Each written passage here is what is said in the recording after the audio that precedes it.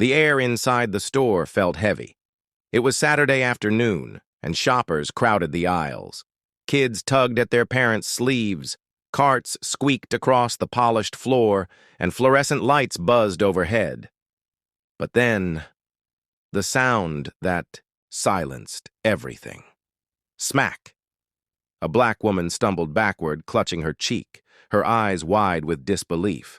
A white store manager stood in front of her, chest heaving, hand still raised from the slap. For a moment, time froze. Every shopper turned, jaws dropped. A hush rolled through the aisles, then whispers began to ripple like wildfire. What just happened? Did he just hit her? Oh my God, he slapped her! The woman's name was Aisha Carter. She wasn't loud. She wasn't causing a scene. She had simply asked for the refund that the store already owed her. But instead of service, she was met with violence. Violence laced with arrogance and something uglier. Racism. The manager's voice cut through the silence, dripping with contempt. You people need to learn your place. Gasps. Shoppers froze. In disbelief. Some reached for their phones, recording. Others pulled their children closer. Aisha didn't scream. She didn't shout. Instead, she straightened her back, brushed her braids over her shoulder, and spoke calmly. You just made the biggest mistake of your life. The manager sneered. Oh, yeah? And what are you going to do about it? Aisha's answer was soft, but sharp. First, you'll hear from my lawyer. Then, you'll answer to your real boss. The crowd blinked. The manager frowned. But in just minutes, the truth would come crashing down. The woman he slapped wasn't just a customer. She was the billionaire owner of the very store he worked for. Before that fateful Saturday, Aisha Carter was just another face in the city. At least that's what most people assumed when they saw her at the local grocery store, dressed in jeans, sneakers, and a simple sweatshirt. She blended in, moved quietly, and never sought the spotlight. What no one knew was that Aisha wasn't just a shopper. She was the silent force behind the very brand whose aisles she walked. Aisha was born and raised in Atlanta, Georgia. Her childhood wasn't filled with luxury, it was filled with lessons. Her mother worked as a school teacher, her father as a postal worker. They weren't wealthy, but they were proud, instilling in Aisha the value of hard work, dignity, and self-respect. She grew up watching her parents fight subtle battles of racism every day, the ignored promotions, the underpaid hours, the condescending looks in stores where they spent their hard-earned money. One memory never left her. She was just 9 when she watched her mother return a defective toaster at a store. The manager at the counter smirked, refused the return, and muttered under his breath, "Figures, always looking for handouts." Her mother's face burned red, but she said nothing, taking Aisha's hand and walking out. Later that night, Aisha overheard her parents talking. "Why didn't you fight back, Mama?" she asked. Her mother smiled sadly. "Because sometimes, baby, our silence is survival." That night, Aisha promised herself that one day she wouldn't be silent. Years rolled by. Aisha excelled in school, got into business studies at Spelman College, and later earned an MBA at Harvard. She was sharp, determined, and unshaken by the stereotypes that followed her as a black woman in corporate America. At every meeting, she noticed the way eyes flickered past her, the way her ideas were overlooked until repeated by someone else. But instead of breaking her, it forged her. By her mid-30s, Aisha was already making waves. She started a small company, Carter Fresh Foods, a business that supplied healthy, affordable groceries to underserved neighborhoods. While major corporations ignored those communities, Aisha stepped in. She cut deals with local farmers, launched affordable meal kits, and slowly began acquiring small grocery stores that were failing under corporate neglect. One by one, she turned them around. Her strategy was simple: treat employees like family. Listen to the community, keep prices fair. By the time she turned 40, Carter Fresh Foods wasn't just a business. It was a movement. And Aisha wasn't just a businesswoman. She was a powerhouse. But here's the twist. Aisha never put her face on billboards. She stayed out of the media, choosing to let the company shine instead of herself. Very few people outside her inner circle knew the truth. She was worth over $2.1 billion and owned dozens of stores across multiple states, including the very one where her life would soon take a dramatic turn. And yet, despite all her success, Aisha stayed grounded. On weekends, she liked to shop in her own stores, unannounced, unguarded, blending in with everyday customers. She said it helped her keep a pulse on the people. It kept her humble. That Saturday afternoon, she was simply running errands. She carried a small shopping list: almond milk, whole wheat bread, fresh strawberries, and paper towels. She also had a receipt for a blender she had bought earlier in the week, a blender that stopped working after 2 days. She wasn't looking for a fight. She wasn't looking for attention. She just wanted a fair refund. But that's where her quiet world collided with arrogance. The store manager on duty that day was Greg Thompson, a man with a reputation. Employees whispered about his temper, his favoritism, and worse, his open disdain for customers of color. He was the type of man who puffed out his chest when he had a sliver of authority, the type who spoke down to cashiers, rolled his eyes at Spanish-speaking families, and muttered racial slurs when he thought no one was listening. When Aisha approached the customer service desk with her broken blender, Greg was already irritated. He was short-staffed, behind on reports, and desperate to leave early. The last thing he wanted to deal with was a problem. But the problem, in his eyes, wasn't the blender. It was her. He looked at Aisha's skin, her braids, her calm, but firm tone, and in that instant, all his prejudices came rushing out. Instead of professionalism, he chose humiliation. What he didn't know, what he couldn't know, was that the woman standing before him held the power to change the trajectory of his life forever. For Aisha, the irony was sharp. She had built her empire so that black families could shop with dignity, so they could be treated fairly. And yet, here she was, in her own store, facing the very kind of injustice she had vowed to end. The slap was coming. The insult was coming. The storm was about to break. But before we get to that explosive moment, remember this. Aisha Carter was not just a victim of racism that day. She was the living embodiment of a truth too many forget. You never know who you're disrespecting, and you never know the power they hold behind the scenes. The atmosphere inside the store began to shift. What had started as a quiet Saturday morning shopping trip now pulsed with tension. The woman, whose name we now learn is Danielle Carter, stood frozen for a split second, her hand still tingling from the sharp sting across her cheek. The crowd gasped in disbelief. A few shoppers instinctively pulled out their phones, recording what had just happened. In today's world, nothing this shocking stays private. The manager, Rick Dalton, a middle-aged white man with a history of short temper, stood tall, trying to project authority. His voice boomed across the aisles, laced with arrogance. "You. People think you can just walk in here and act like you own the place," he sneered, his eyes narrowing on Danielle. The words landed heavier than the slap itself. Murmurs rippled through the crowd, half in outrage, half in stunned silence. A woman in the bakery section whispered loudly, "Did he just say that?" Another man muttered, "Oh no, this is about to blow up." Danielle, though shaken, slowly straightened her posture. She didn't yell back. She didn't cry. She simply looked Rick in the eye with a calmness that was unnerving. That calmness made Rick more nervous than any shouted insult could have. Security guards appeared at the edge of the crowd, hovering uncertainly.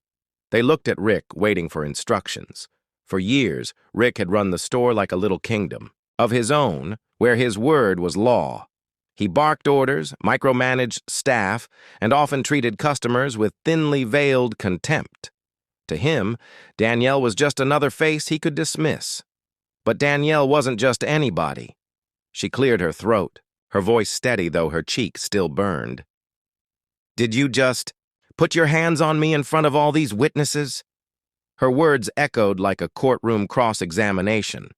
People in the crowd instinctively nodded. Yes, they'd seen it. Yes, they were witnesses. The tension thickened. Rick tried to laugh it off. "Lady, you were causing a disturbance. Don't play the victim." "Causing a disturbance?" Danielle asked, her voice sharper now. "I was buying groceries." One by one, customers started speaking up. "I saw everything. She wasn't doing anything wrong," shouted a young man recording from his phone. "Yeah, he slapped her out of nowhere," added a mother holding her child. Even an elderly woman stepped forward, shaking her head. "Shame on you. Shame." Rick's face reddened. He wasn't used to pushback. His pride was cornered. "You all need to mind your business," he barked. But now the situation was no longer just between him and Danielle. It was public. And the crowd had chosen a side. Danielle reached into her purse, pulled out her phone, and calmly dialed a number. Everyone assumed she was calling the police, but when she spoke, her words shocked everyone. "Hi, can you connect me to the regional board?" "Yes, this is Danielle Carter. I'm standing in the middle of my store, and one of my employees just assaulted me in front of dozens of customers." The silence that followed was deafening. Rick's smirk faltered. Your store?" he stammered. Danielle's eyes locked on his. "Yes, my store. I'm the majority shareholder of this chain, and you just slapped your boss." Gasps exploded from the crowd. Some people cheered. Others shouted, "Get him out of here!" A security guard stepped closer to Rick, no longer sure who held the real authority. Rick's face drained of color. He looked like a man whose entire world had been flipped upside down. The arrogance in his posture melted into desperation. He tried to backtrack. I didn't know. I didn't realize who you were." Danielle's voice cut like steel. "It doesn't matter who I am. You don't put your hands on anyone. Ever." By now, dozens of phones were recording. This wasn't just a store incident anymore. This was about to go viral. The pressure of the moment built like a storm ready to break. Rick realized too late that the crowd, the staff, and even the cameras were no longer on his side. He wasn't the authority here anymore. He was the disgrace, and Danielle, the woman he thought he could humiliate, was about to show him just how much power she truly held. The silence after the slap was deafening. It was the kind of silence that burns hotter than a shout. The fluorescent lights hummed above, carts squeaked in frozen stillness, and every customer within sight seemed glued to the scene at checkout aisle 5. Aisha's cheek stung red where the manager's hand had landed, but her eyes didn't well up with tears. Instead, they sharpened like glass, cold, unflinching, and suddenly very aware of the power shift that was about to happen. The manager, Todd, puffed out his chest, trying to regain control of the room. "Now maybe you'll learn some respect," he sneered, his voice cracking just enough to betray his nerves. But the crowd wasn't on his side. Murmurs spread like wildfire. "Did he just hit her? She didn't even touch him. Man, you can't do that. That's assault." A man near the deli counter pulled out his phone, pointing the camera squarely at Todd. Another woman whispered to her daughter to stay quiet, but her eyes stayed locked on Aisha, sympathy written across her face. Aisha straightened slowly, never breaking eye contact. Her voice, calm but commanding, cut through the murmurs. "You just slapped the owner of this store." The room went even quieter. A few people gasped outright. Todd's smirk faltered, his eyes darting left and right as if searching for backup. "What? You're lying," he stammered. "You're just some loud customer causing a scene." Aisha didn't move. She reached into her leather bag and pulled out a slim black folder, embossed with the logo of the store chain itself. She flipped it open, revealing signed ownership papers and her corporate ID badge that bore her name in bold, Aisha Williams, Chief Executive Officer. Gasps turned into a low roar. The man filming muttered under his breath, "Oh, this is about to go viral." Todd's face drained of color. His hand twitched as if he wanted to snatch the folder, but the reality of what he'd just done was too big to grasp. The slap hadn't just been a moment of racism or arrogance. It had been a career-ending mistake, witnessed by dozens and now recorded for the world. "You assaulted your boss," Aisha said, her voice steel-wrapped in velvet. "In front of customers, on camera, in the very place you thought you controlled." The store's assistant managers, who had been lingering nervously at the edges, rushed forward now, stammering apologies. "Ms. Williams, we didn't know. It was you. We—" "Stop!" Aisha cut them off. She pointed directly at Todd, her tone unyielding. "You're finished here, effective immediately." Todd sputtered, his arrogance finally crumbling. "You can't. This is crazy." But before he could launch into excuses, a police officer, summoned by a frantic cashier during the chaos, entered the store. The customers parted like the Red Sea. The officer's eyes widened as he took in the scene, the phones recording, the redness on Aisha's cheek, the trembling manager trying to explain himself. "Ma'am, are you pressing charges?" the officer asked. Aisha didn't answer right away. She looked at Todd, at the shaking hands that had so carelessly struck her, at the smugness that had turned into terror. Then she looked at the crowd, the little black girl clinging to her mother's side, watching closely, the older man who had muttered "unbelievable" under his breath, the sea of strangers who had silently carried the weight of moments, like this their whole lives. Her voice rang out clear, deliberate. "Yes, I am pressing charges." The officer nodded, moving toward Todd. The manager stumbled back, words tripping out of his mouth in panic.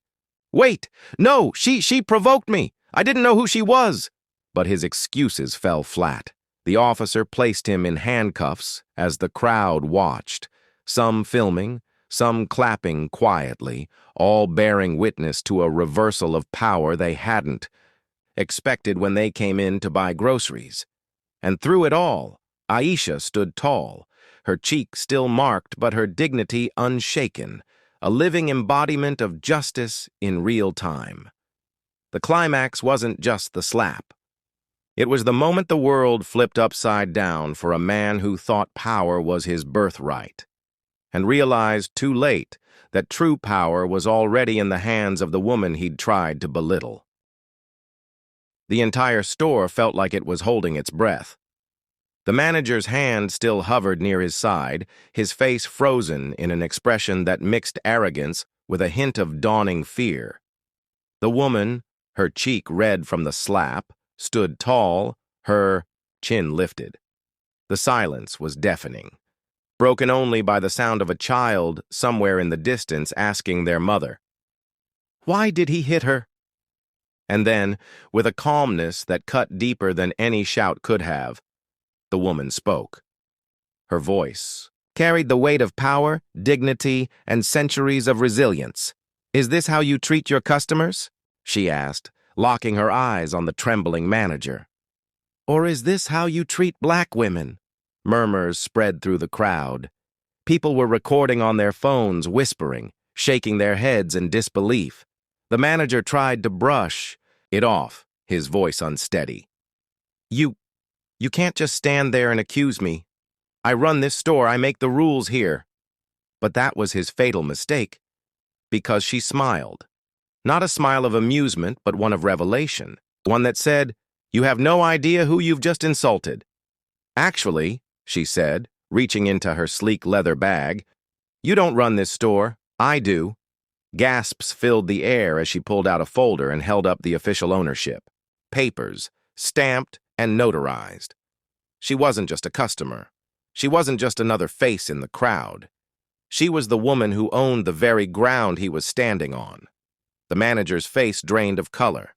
He stumbled back, stammering. That's not possible. You can't." "Oh, but I can," she said firmly. "And as of this moment, you're done. Fired.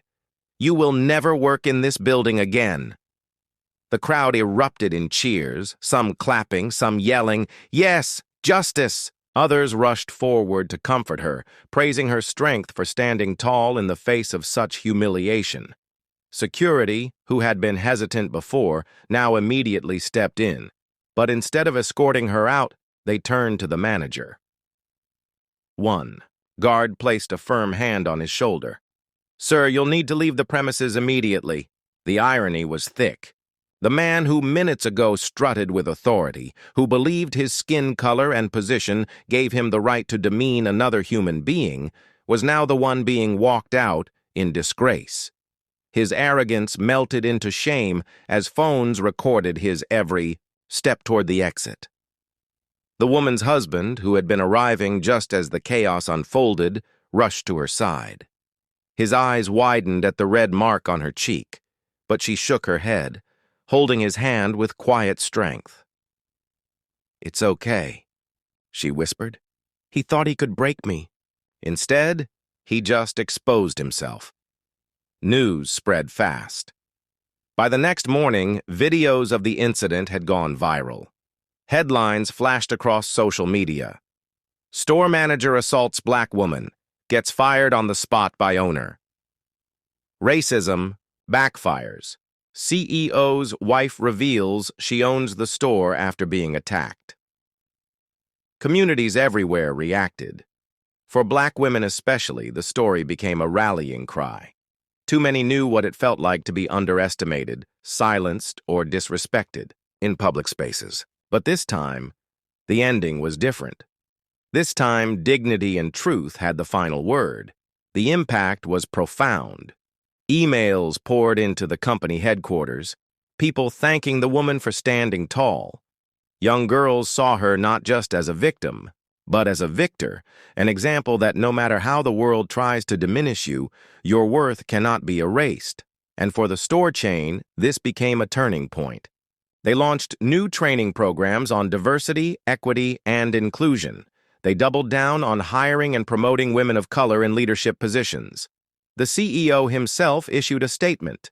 "What happened in that store will never be tolerated again. We are committed to building a culture of respect, accountability, and justice." As for the manager, his downfall was swift. With his reputation ruined and his actions broadcast to millions, no one wanted to hire him. He had built his identity on control and superiority, and in one moment, it all crumbled. But the woman didn't dwell on revenge. She knew justice had already been served. Instead, she turned her focus toward creating opportunities, scholarships for young black entrepreneurs, partnerships with minority-owned businesses, and community events to foster unity. Her story became a symbol, a reminder that racism thrives on silence, but it falls apart when exposed to the light. And for everyone who had watched her humiliation turn into empowerment, the message was clear. Never let anyone tell you that you are less than. Because sometimes the most powerful clapback is simply telling the truth. I own this. When the last of the reporters packed up their cameras and the store lights dimmed, the story had already taken on a life of its own. On news channels, in podcasts, on TikTok duets, and in long Facebook threads, people weren't just talking about a slap in a supermarket anymore. They were dissecting something much bigger.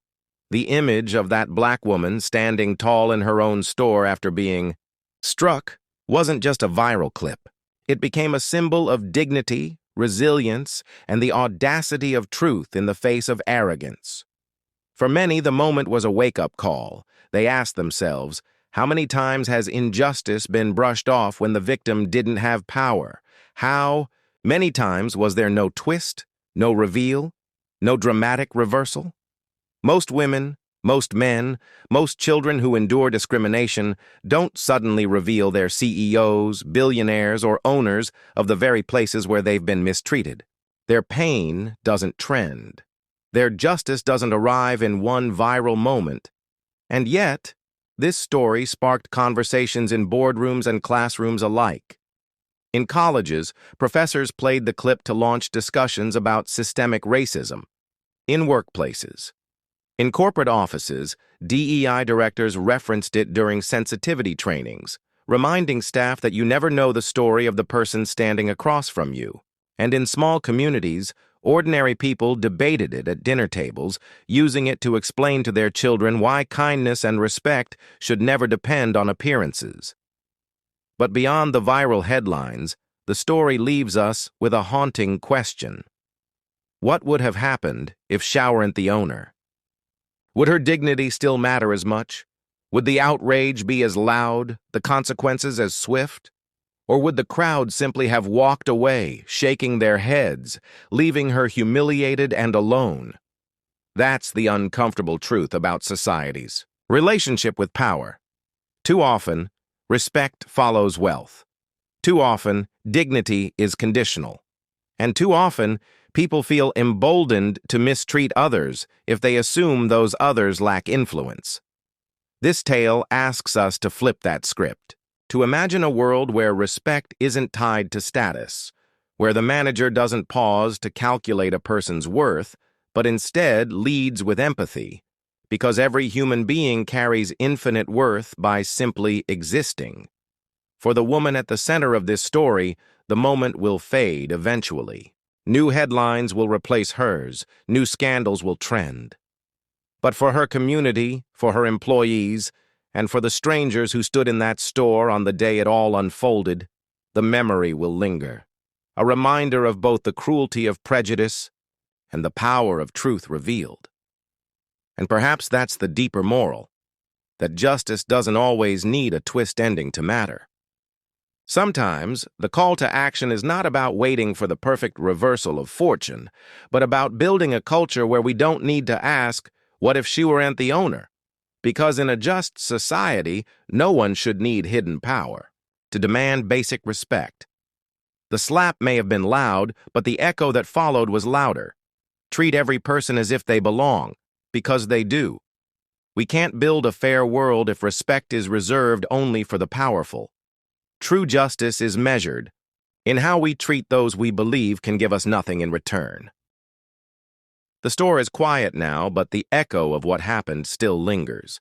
A crowd witnessed something bigger than a slap, bigger than a power play.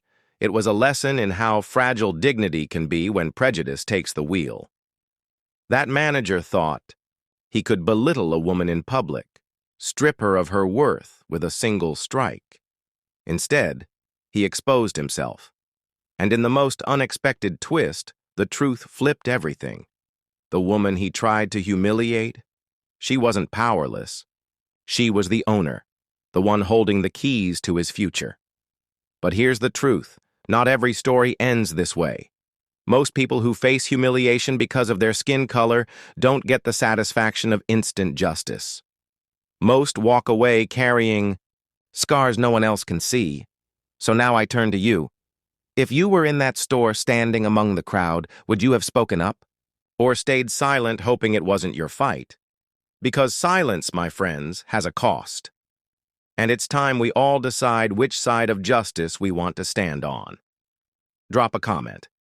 Would you have stood up for her? And if you believe justice always wins, subscribe.